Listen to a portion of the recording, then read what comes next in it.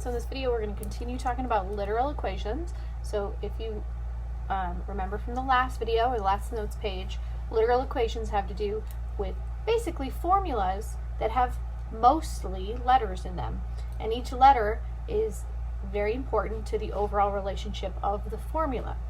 And what they're going to ask us to do is kind of manipulate those formulas to equal one of the specific variables.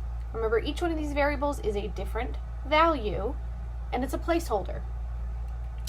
So this kind of looks like volume and length and width to me a little bit.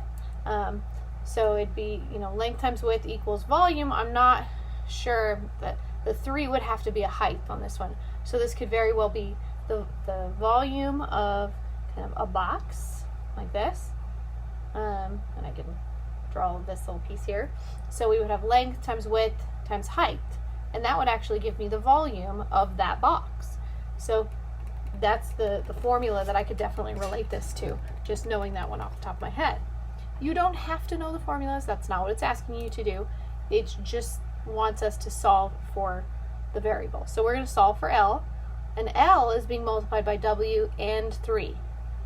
So we want to undo that multiplication. So I'm going to undo multiplying by 3 by dividing by 3, and I can do that same thing with W in the same step.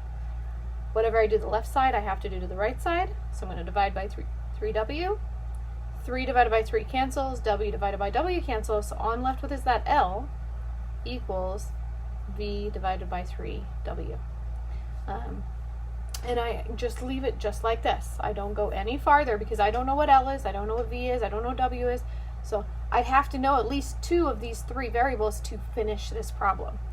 They're not asking you to completely finish and have a n number, just the formula with the specified variable solved.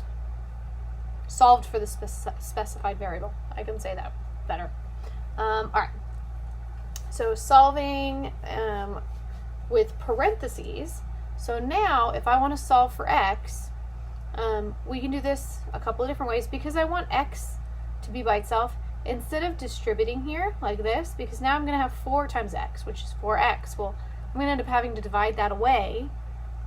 What I can do, since the entire side is being multiplied by 4, I'm going to divide by 4 to start with, like this.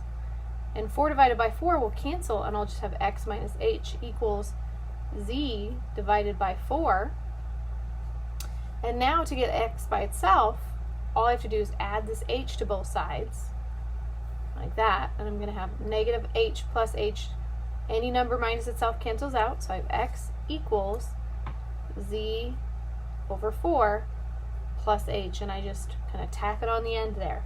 H is not being divided by 4, so I don't put it on top of the fraction, it's next to the fraction. Alright, the last one here, so we're going to solve for x. And so for this one, I'm multiplying by 4, and I'm also subtracting 7y. So this is like any other situation. When I'm solving for a variable for the equation, I'm just focusing on the variable they're asking me to focus on. So I'm going to do addition subtraction first. So I'm subtracting 7y. I'm going to add 7y to both sides.